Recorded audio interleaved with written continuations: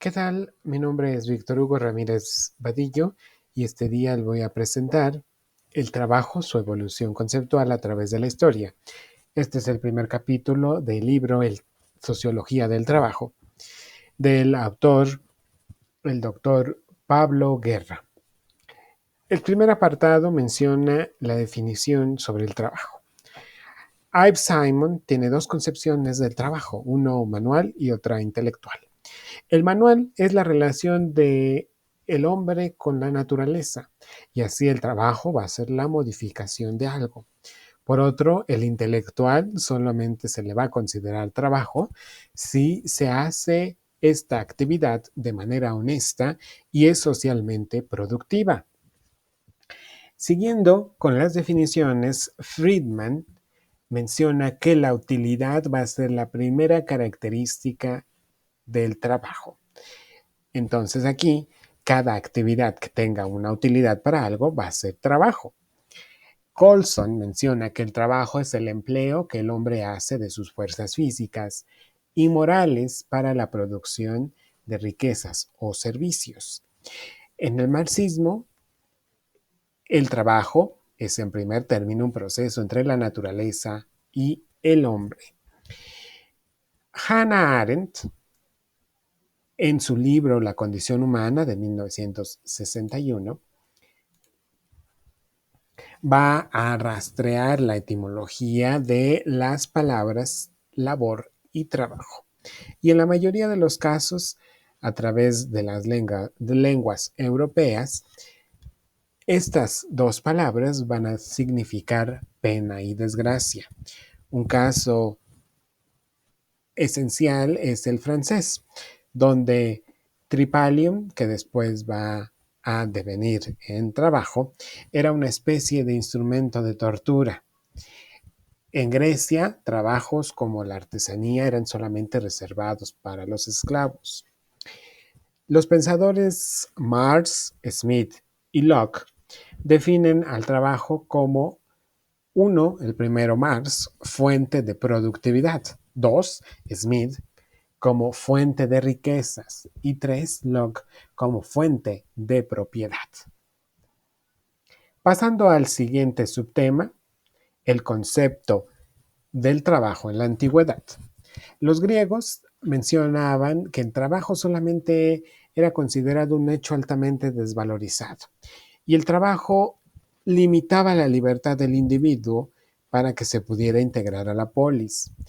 Solamente el hombre libre realizaba actividades desinteresadas, actividad intelectual, así que quienes no eran hombres libres en la Grecia antigua, pues no podían formar parte de la polis y no podían ser ciudadanos.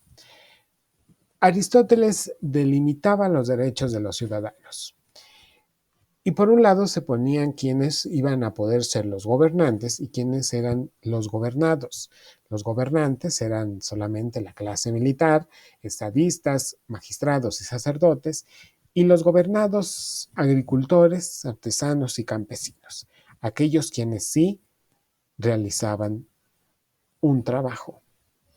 Y en la Grecia antigua también mencionaban que solo el ocio iba a ser esta virtuosidad que les iba a permitir la capacidad de juzgar a alguien si era necesario.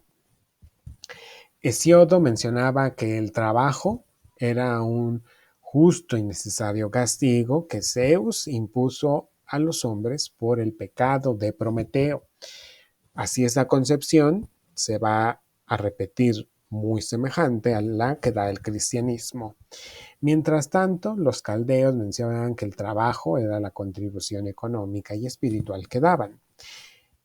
Hebreos y el cristianismo antiguo mencionaban que el trabajo constituía un mal necesario y este era un medio para expiar los pecados que habían cometido Adán y Eva en el jardín del Edén.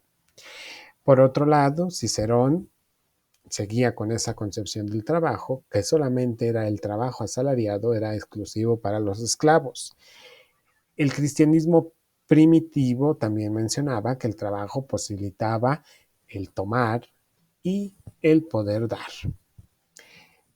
Pensadores cercanos en el cristianismo como San Pablo mencionaban que el trabajo era una obligatoriedad moral del sujeto y que también este era el medio único para ganarse la vida. Por otro lado, San Agustín mencionaba y jerarquizaba el trabajo de forma diferente, anteponiendo el intelectual a el manual.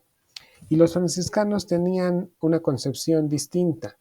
Ellos tomaban el trabajar y la pobreza como forma de vida.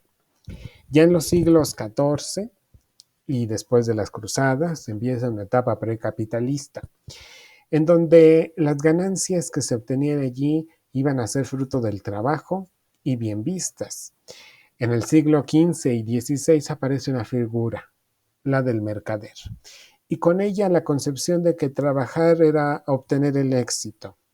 Y en la Reforma Protestante, Calvino menciona que el hacer negocios y los negocios eran un buen servicio a Dios y la riqueza era fruto del trabajo que se hacía en esos negocios.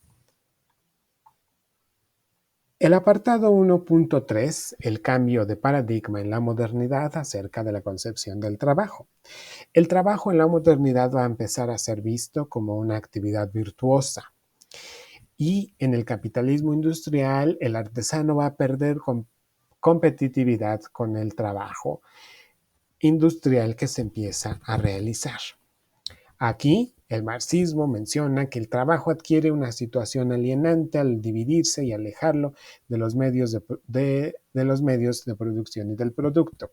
El hombre va a estar alienado, solamente va a tener su fuerza de trabajo y ya no va a ser propietario de los medios de producción. Por otro lado, la teología del trabajo, en la cual Juan Pablo II mencionó que el trabajo es una de las características que distinguen al hombre del resto de las criaturas.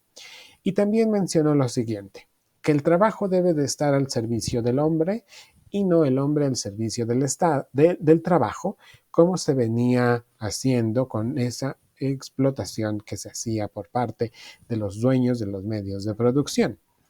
Ya la moderna teología del trabajo va a decir que aunque unido a la fatiga y al esfuerzo, el trabajo no deja de ser un bien. Es donde se ve la concepción que cambia en la época moderna del trabajo, de aquella que se tenía en la antigüedad, de que solamente el trabajo era un castigo a los esclavos. Por otra parte, Gandhi menciona en su tradición gandhiana que el trabajo artesanal tiene un rol central. Esto como parte de una lucha que él tuvo ante el capitalismo inglés que ocupó la India. En otra parte, el autor del libro Sociología del Trabajo retoma en el Uruguay la encuesta mundial de valores, donde uno de los valores que aquí sobresalen es que lo que hace que la vida valga la pena es el trabajo y no el tiempo libre. Esto fue lo que contestaron los uruguayos en esta encuesta mundial que se les realizó. El trabajo en la modernidad líquida. Lo que va a afectar las instituciones como el trabajo y la familia es esa forma líquida, esa forma moldeable que se va a dar con esta modernidad líquida, donde ya no está nada cuestionado, donde ya no se toma como centralidad nada y donde cada quien hace lo que sea y se ven afectadas instituciones como la familia y el trabajo, según la concepción que Zygmunt Bauman tiene sobre la modernidad líquida.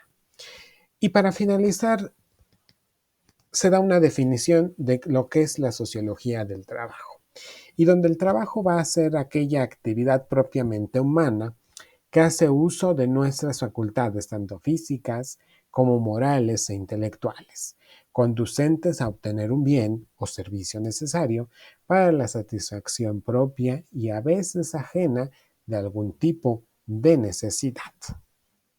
Muchas gracias. Eso es todo por hoy.